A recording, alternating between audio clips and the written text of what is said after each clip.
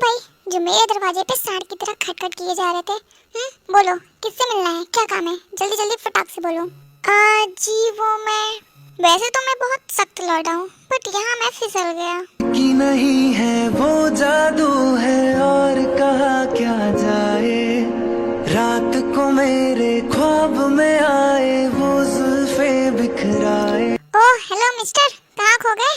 बोलो कभी कि यहाँ क्यों आए हो, किससे मिलने आए हो? हाँ, जल्दी बताओ मुझे।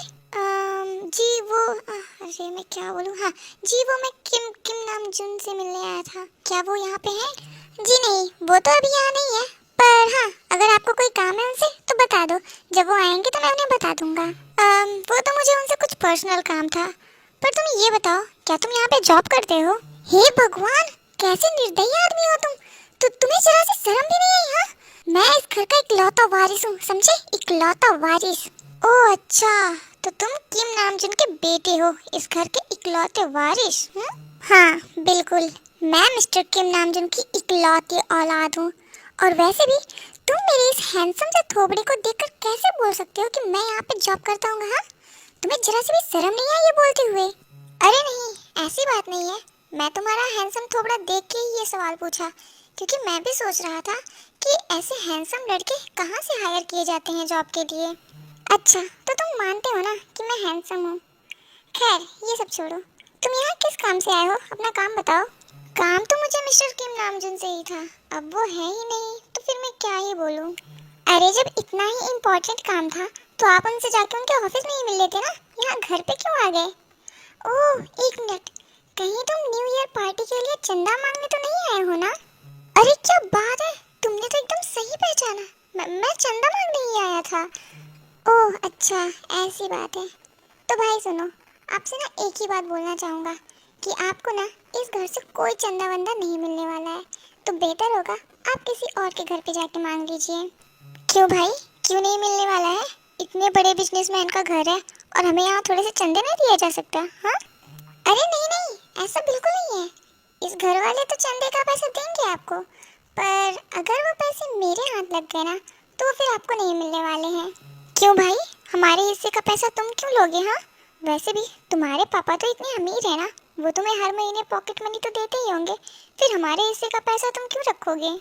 हाँ, ये बात तो सही है कि मेरे पापा अमीर हैं और वो मुझे हर महीने पॉकेट मनी भी देते हैं। पर अब मैं क्या ही बताऊँ अपनी दुख भरी जिंदगी। मैं किस मुसीबत में पड़ सका हूँ, मैं किसी को नहीं बता सकता हूँ, और अगर किसी को बताया भी तो मेरे लिए ही मुसीबत हो जाएगी। किस मुसीबत में पड़ गए हो भाई? एक मिनट, कहीं तुम कोई नशा वशा तो नहीं करते ना, जिसकी वजह से तुम्हें उसकी लत लग गई है और फिर तुम अपना सारा पैसा उसी में उड़ा देते हो? तुम पागल पागल हो क्या? हाँ, क्या बकवास किए जा रहे हो? तुम ऐसा बोल भी कैसे सकते हो? मेरा इतना क्यूट सा मासूम प्यारा चेहरा देखकर तुम्हें कैसे लग सकता है कि मैं कोई नशा वशा करता हूँ? हाँ, तुम मुझे नशेड़ी कैसे बोल सकते हो? अरे अरे शांत हो जाओ। मैं तुम्हें नशेड़ी नहीं बोल रहा था। मैं तो खुद तुमसे पूछ रहा था कि क्या प्रॉब्लम है तुम्हें। अब तुम खुद से अच्छे से बताओगे नहीं तो मैं कैसे क्लियर कर पाऊंगा? हाँ, तो तुम गुस्सा क्यों हो रहे हो इतना? गुस्सा ना हो तो और क्या हो? हाँ, तुम मेरे बारे में ऐसी बकवास बातें बोल रहे हो और मैं तुमसे प्यार से बात करूंगा, ऐसा सोच रहे हो तुम? नहीं नहीं, मैं तो ऐसा नहीं सोच रहा था, बल्कि मैं तो तुम्हारे प्रॉब्लम के बारे में जानना चाह रहा था, इसलिए ऐसा बोल दिया। क्या तुम क्लियरली अपने प्रॉब्लम के बारे में बताओगे मुझे? अब क्या ही बताऊं यार तुम्हें। अच्छी खासी ज़िंदगी चल रही थी मेरी, फिर एक दिन मैं अपने दोस्तों की बकवास बातों में आकर अपने लाइफ में खुद ही एक खून पिशाचनी को बुला लिया। उसके आते ही मेरी ज़िंदगी में पूरी तरह से तहस नहस हो गया। क्या बात कर रहे हो? इसका मतलब तुम्हारे ऊपर किसी भूतनी का साया है? अरे नहीं यार, खून पिशाचनी से मेरा मतलब था कि मेरी गर्लफ्रेंड। हाँ, मतलब तुम्हारी गर्लफ्रेंड एक चुड़ैल है? अरे नहीं, वो कोई चुड़ैल उड़ैल नहीं, बल्कि एक नॉर्मल इंसान ही है। पर वो मुझसे इतने पैसे खर्च करवाती है ना कि क्या ही बोलूँ। मतलब मेरा मंथली पॉकेट मनी एक हफ्ते में खर्च करवा देती है, और जिसकी वजह से मैं अपने लिए कुछ ले ही नहीं पाता। अरे और कुछ का छोड़ो भाई, मैं तो पिछले एक महीने से अपने लिए कोई नया कच्छा भी नहीं खरीद पाया हूँ। पिछले एक महीने से सिर्फ 2 कच्छों से गुजारा कर रहा हूँ। अब मैं क्या ही बताऊँ। ओह हाँ, ये तो सच में बहुत बड़ी मुसीबत है। खैर, तो तुम अपने घर वालों से बोलो ना कि वो तुम्हें ज़्यादा पॉकेट मनी दे। अरे यही तो नहीं बोल सकता ना, अगर बोल दिया ना तो मेरी मम्मी मुझे पीट पीट कर मुझ पे मेरे कच्चे का रंग चढ़ा देंगी। हाँ, क्या मतलब कच्चे का रंग चढ़ा देंगी? अरे यार, मेरा मतलब पीट पीट कर लाल कर देंगी। वो मैंने रेड कलर के कच्चे पहने ना, इसलिए ऐसा एग्जाम्पल दे दिया। ठीक है यार, तब मैं चलता हूँ। अब तुम खुद ही इतने बड़े प्रॉब्लम में हो तो तुमसे क्या ही बोलूँ। यार, वैसे थैंक यू मेरा दुख सुनने के लिए। तुमसे अपनी बातें शेयर करके मुझे थोड़ा अच्छा महसूस हो रहा है। ठीक है यार, कोई बात नहीं। तुम्हें जब भी मुझसे अपना दुख शेयर करने का मन करे तुम मुझसे आराम से कर सकते हो। अब कहाँ से शेयर करूँगा? अब तुम पता नहीं कहाँ रहोगे कहाँ नहीं, न जाने हम कभी मिलेंगे भी या नहीं। अरे डोंट वरी, अब तो हम बहुत जल्द ही मिलने वाले हैं। क्या मतलब जल्दी मिलने वाले हैं? कुछ नहीं, तुम अपना ध्यान रखना। अब मैं चलता हूँ। इतना बोलने के बाद तायांग वहाँ से जाने लगता है और जांगकुक भी अपना डोर बंद करके अंदर जाने लगता है। ओए ऑथर की बच्ची, क्या तुमने हमारा इंट्रो दिया हमारी प्यारी आर्मीज को? ओह सॉरी सॉरी, मैं तो इंट्रो देना भूल ही गई। क्या तुम हमारा इंट्रो देना भूल गई? शांति से अच्छे से हमारा इंट्रो कराओ आर्मी से, वरना। ओके ओके, समझ गई सर। मैं अभी आपका इंट्रो करा देती हूँ सबसे। तो माय डियर आर्मी, आइए मिलते हैं स्टोरी के मेन लीड से। तो इनका नाम है मिस्टर किम तायांग, जो कि बहुत ही ज़्यादा क्यूट, हॉट, हैंडसम और सेक्सी है। वैसे तो ये एक बिजनेसमैन है सबकी नज़रों में, बट ये एक सीक्रेट माफिया भी है। और ये माफिया तो है, बट ये बहुत ही ज़्यादा सॉफ्ट हार्टेड भी है। बट हाँ, अगर इनको गुस्सा आ जाए ना तो ये बहुत ही ज़्यादा कोल्ड हार्टेड पर्सन बन जाते हैं। मिस्टर माफिया सर, मैंने आपका इंट्रो करा दिया है, तो अब आप जा सकते हैं। ओके, मैं जा रहा हूँ, पर हाँ मेरे बेबी बनी का भी इंट्रो अच्छे से करा देना, समझी? जी समझ गई सर। तो डियर आर्मी, आइए मिलते हैं स्टोरी के दूसरे मेन लीड से।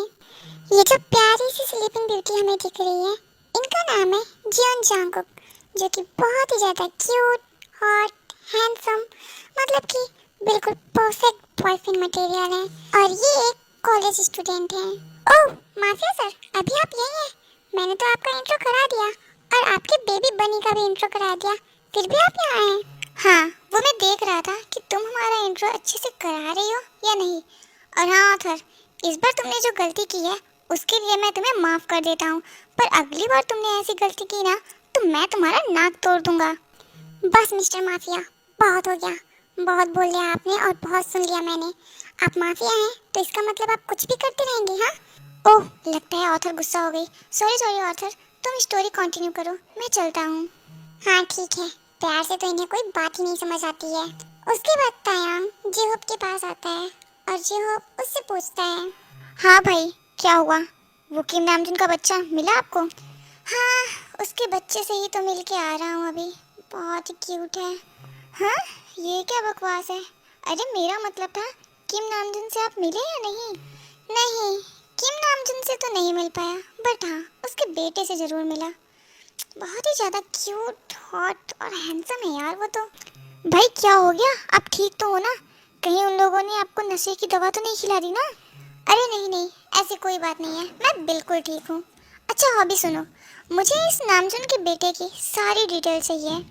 मतलब ये क्या करता है, कहाँ रहता है, कहाँ जाता है और किसके साथ ये ज़्यादा रहता है, इसके करीबी कौन है, मुझे इसके बारे में सारी A to Z डिटेल चाहिए। पर भाई हमें तो नामजुन से मतलब है ना, उसके बेटे के पीछे हम अपना फालतू टाइम क्यों वेस्ट करें? जितना बोला हूँ उतना करो बस। और अगर तुम्हें ये काम नहीं करना है तो बता दो, मैं ये काम किसी और से भी करा लूँगा, समझे तुम? अरे मैंने कब बोला कि मुझे ये काम नहीं करना है, मैं तो बस। अच्छा ठीक है, मैं उसके बारे में सारी डिटेल निकाल लूँगा। ठीक है, तो चलो अब चलते हैं यहाँ से। उसके बाद तायांग और जिहोप वहाँ से चले जाते हैं। ओए मिस ऑथर, चले जाते हैं नहीं, जाने वाले हैं। पहले तुम मेरा इंट्रो तो कराओ सबसे अच्छे से, और हाँ अच्छे से इंट्रो कराना, वरना मैं तुम्हारा हाथ तोड़ के पैर में दे दूंगा। ओह नहीं नहीं, मेरा मतलब है पैर तोड़ के हाथ में दे दूंगा, समझी? हाँ समझ गई, अब इतना धमकी मत दो। तो आर्मी, ये जो स्क्रीन पे क्यूट, स्वीट, स्वामी टाइप के पर्सन दिख रहे हैं ना, एक्चुअली में ये बहुत ही बड़े हरामी टाइप के पर्सन है। ऑथर की बच्ची, तूने मुझे हरामी बोला? अरे नहीं नहीं, मैंने तो आपको प्यारा बोला, प्यारा। वो शायद मेरी जुबान फिसल गई थी। ओ अच्छा, तो अब जरा अच्छे से इंट्रो दो, वरना मेरा भी हाथ फिसल जाएगा अभी। अरे लगता है हॉबी बहुत सीरियस हो गया, इसलिए अच्छे से इंट्रो दे देती हूँ चुपचाप। तो आर्मी, ये है मिस्टर जेहोप, जिनको सब प्यार से हॉबी भी बोलते हैं, और ये मिस्टर किम तायंग के राइट हैंड है, या फिर यूँ बोल लो उनके मुंह बोले सगे भाई।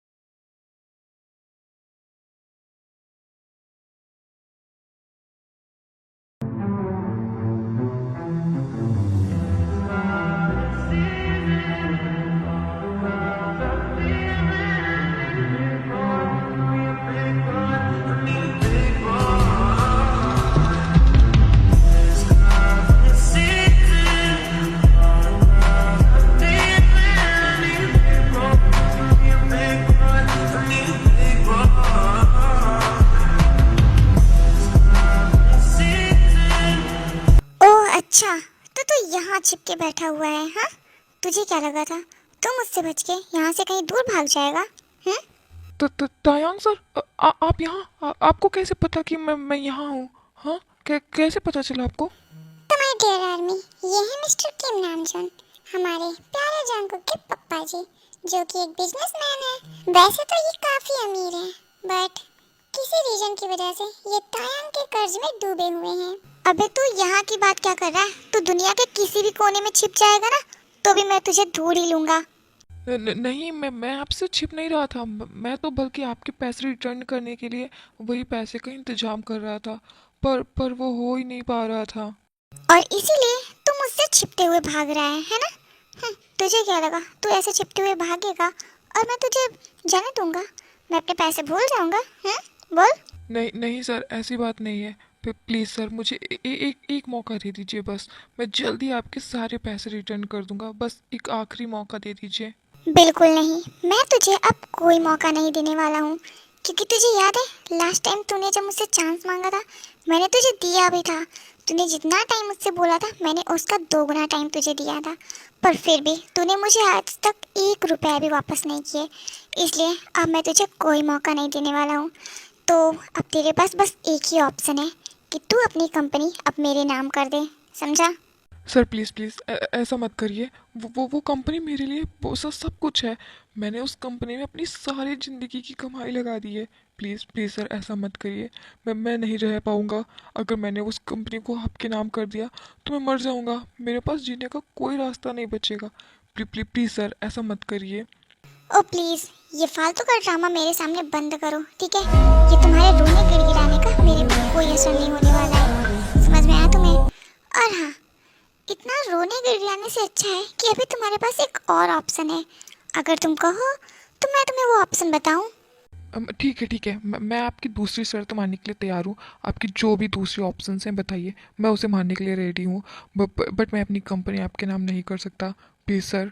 ओके, अगर तुम इतना कह ही रहे हो तो मैं तुम्हें दूसरा ऑप्शन बता ही देता हूँ।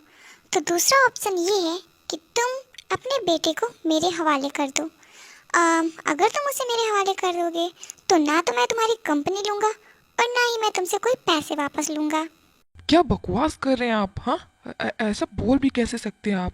मैं अपने बेटे को आपके हवाले कभी नहीं करूँगा, कभी भी नहीं। वो मेरे घर का एक लौता वारिस है और मैं उसे कैसे आपके हवाले कर सकता हूँ? बिल्कुल नहीं, मैं ये बिल्कुल नहीं मानूंगा। ओके फाइन, मत मानो, बट हाँ, मेरा भी फाइनल डिसीजन सुन लो।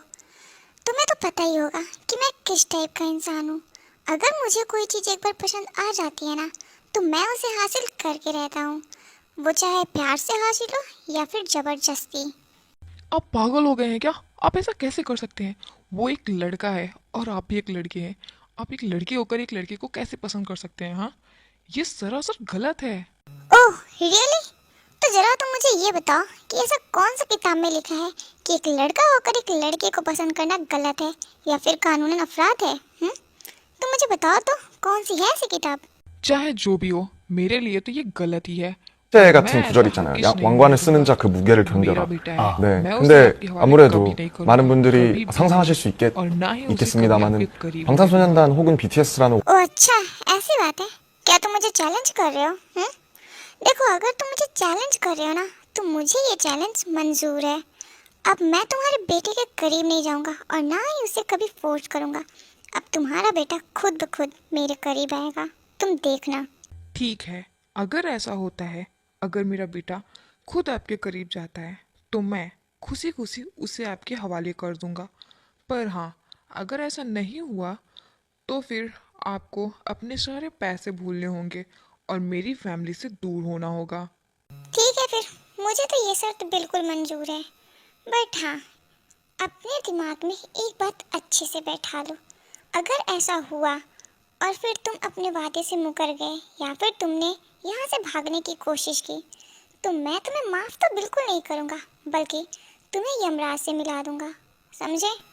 एनीवेज, अब मैं चलता हूँ। और हाँ, टेंशन ना लेना, मैं जल्दी तुमसे मिलूँगा तुम्हारे घर पर डिनर के लिए, वो भी तुम्हारे बेटे के साथ, ओके?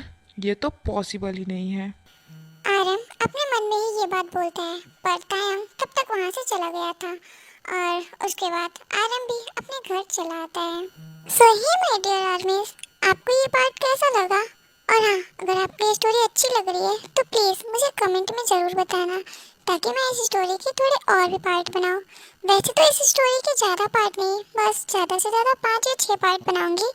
बट हाँ, अगर आपको ये स्टोरी ज़्यादा अच्छी लगे तो बताना, मैं इसके और भी लॉन्ग पार्ट बनाऊंगी। और हाँ, ये पार्ट तो यहीं पे ख़त्म होता है, नेक्स्ट पार्ट मैं जल्दी अपलोड कर दूंगी। तब तक के लिए bye bye, take care and शरंगे आर्मी। अगर वीडियो अच्छी लगी हो तो लाइक कर देना और हाँ, चैनल को सब्सक्राइब करना मत भूलना, ठीक है? तो जल्दी मिलते हैं नेक्स्ट पार्ट में, बाय।